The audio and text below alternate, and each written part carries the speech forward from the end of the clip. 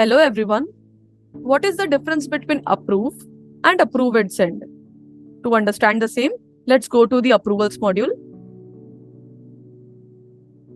For example, you have received some documents for approval. So under category, you will select received and the status is pending because the documents are yet to be approved.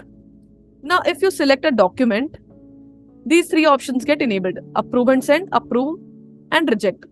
So if you click on approve and send, the document is approved as well as sent to your counterparty. I'll do the same. Here, if I select the document and click on approve, the document is approved internally. Here, the document is created by Mahesh. So, he'll have to go ahead and send the document to your counterparty.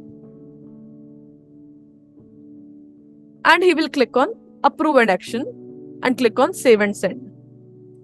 The document will get saved and sent to the counterparty. Hope the confusion between approve and send and approve is clear now. Thank you for watching this video. Have a good day.